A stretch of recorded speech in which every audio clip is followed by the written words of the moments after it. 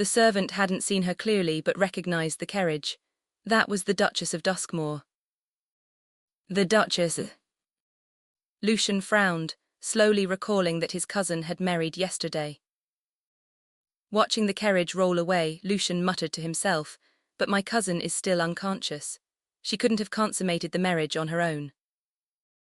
Amused by the thought, Lucien's mood lifted, and a smile crept onto his face. Elowen entered the palace and went to see the queen first. By custom, a newly married woman of Elowen's rank was expected to present herself at court soon after the wedding. With the former King and Dowager Selene both long past, it was her eldest brother who now stood in place of her father. So Elowen made her way to the palace, not as a daughter of Hale family, but as the new Duchess of Duskmoor, to present herself before the king and queen. She had timed her arrival carefully. By now, the royal ladies would have retired from their morning gathering, and the final hours of court business were winding down. If she was fortunate, she would have a quiet moment with the queen before the king arrived. There was just one thing she hadn't anticipated. Outside the doors, Elowen ran into Alaric. She remembered that Leonhart had mentioned yesterday that Alaric was ill.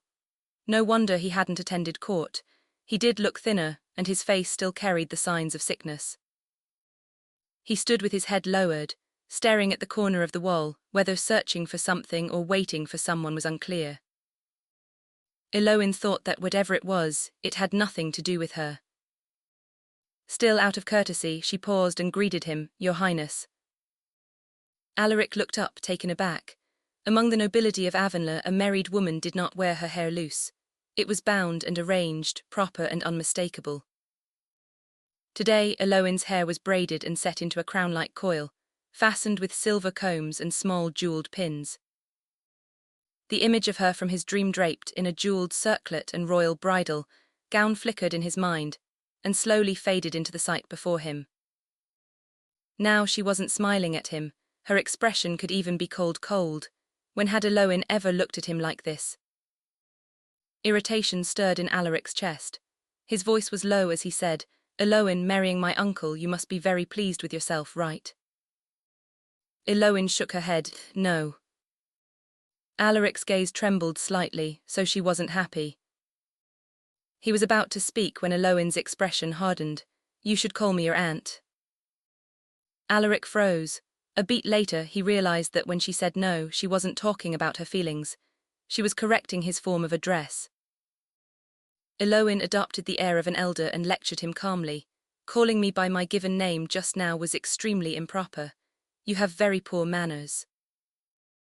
The single word, aunt, made Alaric knit his brows at once. "If we're talking about satisfaction," Elowen said, "this marriage was something I asked for myself. I got exactly what I wanted, so of course I'm pleased. Surely your Highness isn't asking something you already know the answer to." Her words so angered Alaric that he broke into a violent fit of coughing. Elowen felt no concern at all. She quickly stepped back more than half a pace, putting enough distance between them that she would not be affected, and said coolly, "If your Highness is unwell, you should take more medicine and rest properly. I'm going to pay my respects to Her Majesty now." Before Alaric could say anything else, she turned and left, taking Myra and Cora with her. While Elowen was still with the Queen, the King arrived after court. When he saw her, he was visibly pleased. As it turned out, the court officials had praised him today because of this marriage. In Avonlea, the civil ministers and the military commanders were rarely on good terms. Small disputes broke out every few days, major ones every few weeks. This was the first time they had reached complete agreement. For that reason, the king was in exceptionally good spirits. Taking advantage of his mood, Queen Isla invited Elowen to remain in the palace for a meal. Elowen did not refuse. By the time she returned to Duskmoor Manor, the sun had already climbed high into the sky. In the courtyard, Bran was leading 2 young footmen toward the house. Elowen called out to him, "What's going on?" Bran answered honestly, "My lady, it's time to give His Grace his medicine." Elowen's gaze fell on the wooden tray in his hands. Resting on it was a dark stoneware pot. The herbal scent rising from it was identical to the one she had smelled the night before, when she lay beside Cassian. My lady, you should wait outside for a moment, Bran said. Once we finish feeding his grace, we'll come back out. It may take some time. Given his current condition, giving him medicine isn't easy. Elowen spoke lightly. I'll go in with you. Bran clearly froze, thinking he had misheard her, his face filled with surprise. With us? She nodded. Yes, I'm his lawful wife. Caring for him is my responsibility. I'll watch and learn today. From now on, these things can be done by me. Hearing this, Bran felt deeply moved. He had no reason to refuse, but as they walked inside, he still reminded her, My lady, his grace is unconscious. He has no awareness at all. He won't drink on his own, we have to force it. Sometimes, even after it goes in, he spits it back out. This is not an easy task. Elowen listened patiently, but her expression remained calm, clearly showing that she had not taken these difficulties to heart. Bran let out a silent sigh. He could only hope that when the time came, the Duchess would not feel disgusted. Once inside the room, the two footmen stepped forward and slightly lifted Cassian's upper body.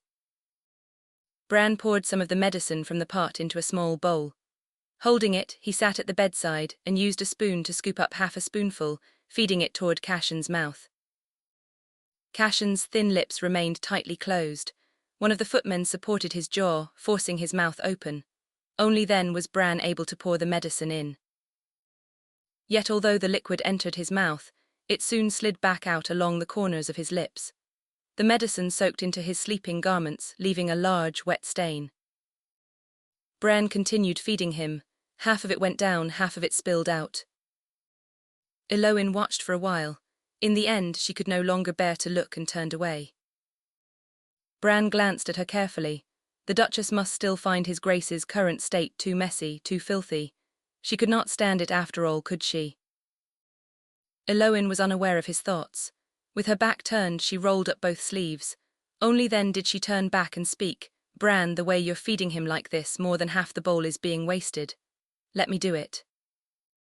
Bran froze. So she was not turning away out of disgust. She actually intended to feed his grace herself.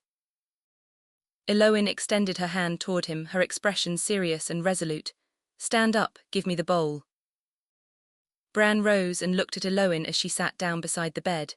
My lady will withdraw at once. This time Elowen looked confused. Why would you withdraw? Bran answered solemnly, You're about to feed his grace his medicine. If we remain here you may feel embarrassed, it wouldn't be proper. Elowen looked even more puzzled.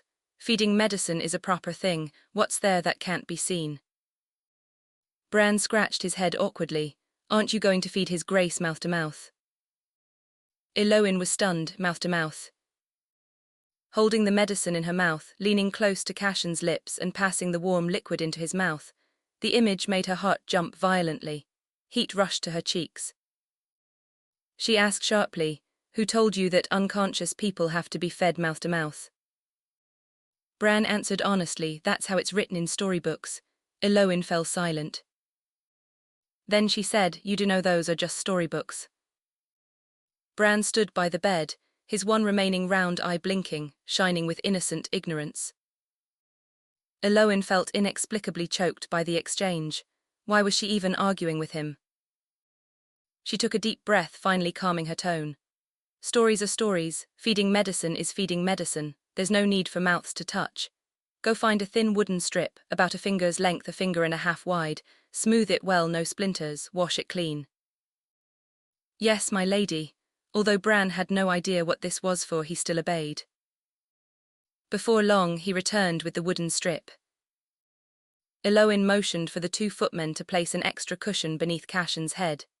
Then she inserted one end of the strip into his mouth, scooped up the medicine, and poured it onto the wood. The liquid flowed steadily along the strip and down Cassian's throat. Bran watched with delight, a look of delight written across his face. So feeding medicine can be this easy. Elowen snorted lightly. Read fewer storybooks in the future. Bran laughed sheepishly and leaned closer, his face full of curiosity. My lady, how did you know you could feed medicine like this?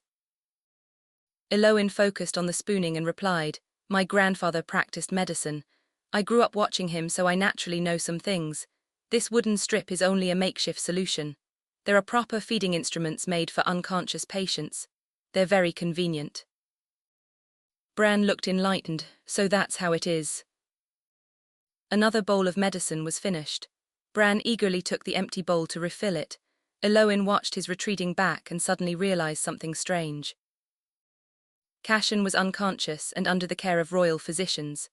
Logically speaking, anything her grandfather knew, the royal physicians would also be aware of. So why had they never told Duskmoor Manor about feeding instruments like this? Elowen's gaze shifted to Cassian's astonishingly handsome face. Doubt quietly filled her heart. Could it be that winning battles repeatedly also made enemies? My lady. Bran returned with the final half-bowl of medicine. Elowen pulled her thoughts back and accepted it. She was feeding him carefully when Bran suddenly asked, "My lady, later will need to change his grace's clothes and wipe his body. Will you be staying to watch that as well?" Elowen was startled by the sudden question. Her fingers twitched, and the spoon tilted slightly. A few drops of the dark medicine splashed onto the corner of Cassian's mouth. She quickly pulled a cloth from her sleeve to wipe it away. In her hurry, her fingers brushed against Cassian's cheek. Cassian's eyelashes unexpectedly fluttered twice, but Elowen had already turned to look at Bran and did not notice. Her heart pounded like a drum as she stared at him. Fortunately, Bran merely touched his chin and said thoughtfully, "Changing clothes and cleaning him will definitely require turning his grace over. You're a woman, my lady. You don't have the strength to move him. These matters should be left to us." Elowen let out a breath of relief. She steadied herself and set the cloth down. "By the way, aside from you and Cora, I haven't fully met everyone in this courtyard. Call them all over so I can take a look." Bran answered yes. Then he added, "But my lady, there's something you need to understand." "What is it?" Bran said, "The manor is actually divided into two sides. One is this courtyard, the other is everything outside it. Whether it's staffing or expenses, everything is handled separately." Elowen was taken aback. Why would it be arranged like that? "When His Grace first brought Lady Marwen into the manor, he made this arrangement. I never asked why. Now everything outside the courtyard is managed by Lady Marwen. Inside the courtyard, His Grace used to oversee things himself. After he fell unconscious, I took over temporarily. I haven't done well. It's been a mess. Lady Marwen has mentioned several times that she should take charge, but I didn't agree." Bran looked embarrassed as he spoke, then glanced at Elowen. "It's fortunate that we have you now, my lady." For reasons he could not explain, despite not having known her long, Bran felt an absolute trust toward this 17-year-old young woman. Elowen, meanwhile, was deep in thought. Before entering the manor, she truly had no idea that Duskmoor Manor was like this. But this situation actually put her at ease. At the very least, she would not be constrained by others. Many things could be decided by her own hand. When they stepped out of the room, the heat rushed toward them. Bran brought over a chair and placed it in the shade beneath the covered walkway. Soon, everyone serving in the courtyard, aside from the armed guards, was called over. Elowen sat in the chair and swept her gaze across them. 6 footmen, 6 maids, and 2 older women. She spoke, instructing each of them to explain how they entered the manor, where they had served before, and what their daily duties were. Listening to them, she gained a general understanding. The 2 older women had entered the palace as children. They had originally served Queen Dowager Selene. When Cassian was granted his title, the Queen Dowager sent 4 women from her side to manage his household. Over the years, one had grown too old and returned to her hometown, and another had passed away. Only Gerda and Edith remained. As for the other footmen and maids, some were the children of palace attendants, while others were relatives of soldiers from Cassian's army. Some handled menial cleaning work, while others could read, had experience, and knew how to manage affairs. All in all, the staff was reliable, and the arrangements were reasonable. And because Bran stood behind Elowen, his broad frame and status as a deputy commander radiating pressure from every angle, everyone treated the young Duchess with great courtesy. Everything gave Elowen a distinct feeling. Someone had prepared everything in this courtyard long ago, simply waiting for the lady of the house to arrive. Cassian had done this for the woman he loved. Unexpectedly, after living another lifetime, Elowen had taken advantage of that woman's place. Feeling a quiet sigh in her heart, Elowen faced the group and said, "By His Majesty's decree, His Grace and I are married and I have become Duchess of Duskmoor. I was raised in Hale Manor. I don't understand the twists and schemes of noble households. I only know one thing. As long as each of you handles your duties well, there will be generous rewards." She glanced at the heat shimmering in the air. "It's warm today, I've kept you standing here too long." After a pause, she added, "When this is done, have the kitchen bring you some barley broth." The group was clearly surprised. Standing under the sun, they were already sweating. When they heard there was soup, they couldn't help but swallow. Elowen continued, "From today onward, every afternoon you'll each have a bowl of barley soup until summer ends. If one bowl isn't enough, you're welcome to go back for more. If you want something else, tell Myra. Once I know, I'll make arrangements as I see fit." Everyone offered their thanks. Elowen thought to herself that this must be what her sister-in-law once called balancing authority with kindness. Let them stand in the sun for a while, then give them soup to cool off. They would fear her authority as Duchess, and they would also remember her kindness. That way, whatever she needed to do in the future would be much easier. After meeting everyone in the courtyard, Elowen went to review the account books. Just as Bran had said, he understood nothing about accounting. The ledgers were a mess, and his handwriting looked like it had been scratched by a dog. Elowen read patiently, losing all sense of time. "My lady, it's time to rest. If you keep reading like this, you'll ruin your eyes." It was Myra, entering from outside. Elowen was still trying to decipher a blot of ink and asked casually, "What time is it?" "It's nearly 10. Elowen froze and looked up. Because she had been bent over for so long, her neck and shoulders had grown stiff when she moved even slightly, and a dull ache spread. She hissed softly, rubbing her neck, and looked out at the night, dark as spilled ink. She hadn't expected it to be so late. She still hadn't gone to see Marwyn today. Marwyn furrowed her brows tightly and slammed her palm down on the table. "That Elowen girl, she doesn't put me her elder in her eyes at all." Her youngest daughter, Sylvia Ashcroft, was embroidering beside her. Without lifting her head, she said, "Mother, she didn't do anything wrong, you're her aunt. No rule says a new bride must greet her aunt on the first day." "I'm the one managing this household." Sylvia muttered, "But that courtyard isn't under your control." Marwyn choked, then glared at her viciously. "Heartless thing, taking her side already. That position of Duchess of Duskmoor should have been yours." Seeing Sylvia still focused on her embroidery, Marwyn's anger flared. She roughly snatched the cloth away. "Stop sewing. All day long all you ever do is sew. What do you think you'll ever make of yourself? How did I give birth to such a useless daughter?" Sylvia had not expected it. The needle cut her finger, leaving a long streak of blood. She sucked in a sharp breath, her eyes instantly reddening. Clutching her finger, she cried out, "I never wanted to marry Cassian in the first place. He never cared for me either." Marwyn snapped, furious.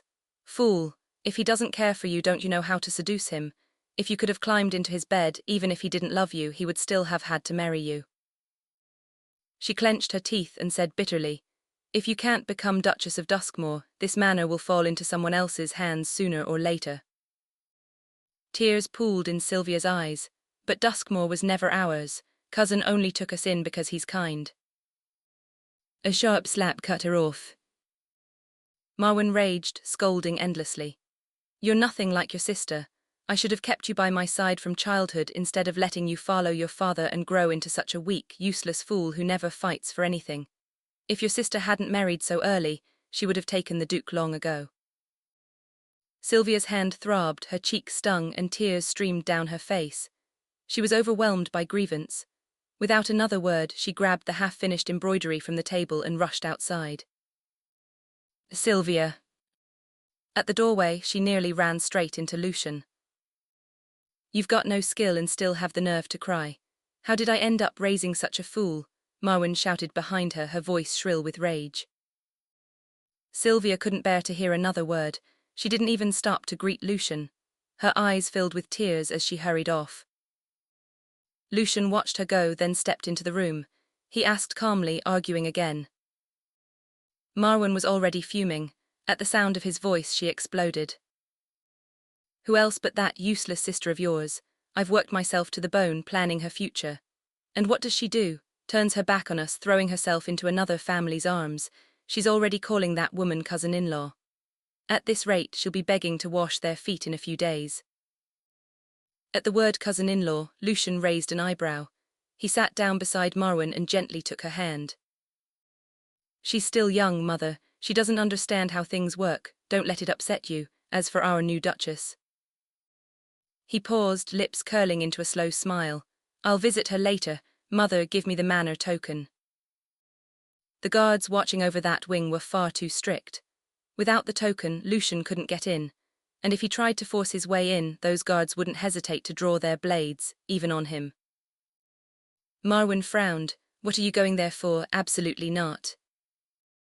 But for hours now, Elowen's face and that slim waist had haunted Lucien's thoughts. The images had gnawed at him, itching in a way he couldn't ignore. There was no way he was giving up. He coaxed her softly and sweetly. You've been saying she hasn't come to greet you, haven't you? You run the household, you can't be expected to chase after her.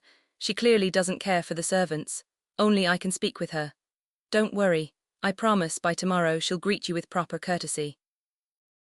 Elowen loosened her hair, removed the ornaments from it, and settled herself for the night. Myra finished arranging the blankets and stepped out. She hadn't taken more than a few steps when a sudden cry escaped her. Elowen rushed 2 steps toward the door, just about to ask what had happened. A man's voice rang out from outside, calm and amused. No need to be alarmed, miss. I am Lucien Ashcroft, cousin to the Duke. I mean no harm. Here, this is my access token. Elowen's brow furrowed. Why would he come at such an hour? Outside, Myra's voice took on a colder tone. It's the middle of the night, Lord Lucien. Might I ask why you're here? Lucien responded with a pleasant tone. There's an urgent matter I must discuss with Elowen. Myra didn't hesitate. Her Grace has already gone to bed. Lord Lucien, please return in the morning. Lucien persisted. It's truly urgent. Please inform her. Myra remained firm. I've served her Grace since childhood. Once she's asleep, she's very difficult to wake. If the matter is urgent, you may come earlier tomorrow. Her voice was steady, leaving no room for argument. Lucien was silent for a moment, then gave a soft chuckle. Very well, I'll return in the morning. Outside, Myra quietly let out a breath. Inside the room, Elowen also relaxed and moved toward the bed. Then from the west window came the faint rustle of movement. She turned her head. A shadow pushed the window open and slipped inside. Her heart dropped. The figure moved forward 2 steps. In the candlelight near the bed, his face was revealed khaki, grinning and unmistakably familiar. So you were lying to me. Elowen didn't hesitate. She opened her mouth to call for help, but Lucien was already prepared. He crossed the room in 2 quick strides and clamped a hand over her mouth. SHHH. He'd done this before far too many times. Every movement was practiced. Don't scream. If the others rush in and see you here alone with me, what do you think they'll say? It won't sound good. And besides, do you really want to live the rest of your life as a lonely widow? Elowen struggled. She had trained briefly with her father and brothers, but against a grown man like Lucien, she was no match. Sensing her resistance, Lucien's breathing grew heavier.